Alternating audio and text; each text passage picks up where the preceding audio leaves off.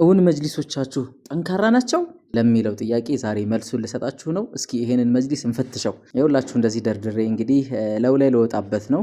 እንደምትመለከቱት ወጣውበት ምንም ነገር አልሆነም፣ ድምጽም እያሰማ አይደለም። ከመጅሊሱ በላይ ደግሞ ቴብሉን እንደዚህ ጠንካራ ሆኖ ማየታችሁ ራሱ መስታወቱ ምን ያክል ተረጋግቶ እንደተቀመጠም የሚያሳይ ነገር ነው። ለው ላይ ወጥቼበት እንደፈለኩ ነው መዘልበት።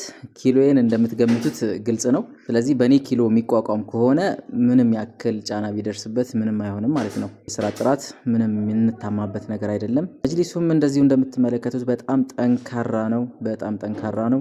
ለጥንካሬው ምንም ሊያሳስባችሁ አይገባም። አንዳንዶች ከፈርኒቸር መጅሊስ ቦንድድ ይሻላል፣ ምክንያቱም የፈርኒቸር መጅሊሶች ጥራታቸው፣ ጥንካሬያቸው ትንሽ አስቸጋሪ ነው የምትሉ አላችሁ።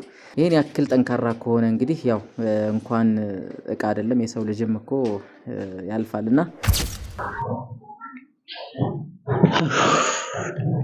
ጥንካሬውን ለማሳየት ከዚህ ስል ደከመኝ። እንደዚህ አይነት ጠንካራ የሆነ መጅሊስን ከፈለጋችሁ ሰያ መጅሊስና ፈርኒቸር ምርጫችሁ ይሁን። ቴሌግራም ቻናላችንንም መጎብኘት እንዳትረሱ፣ በጣም ተመጣጣኝ ዋጋ ያለው ስለሆነ ማለት ነው። ሰያ መጅሊስና ፈርኒቸር ይለያል።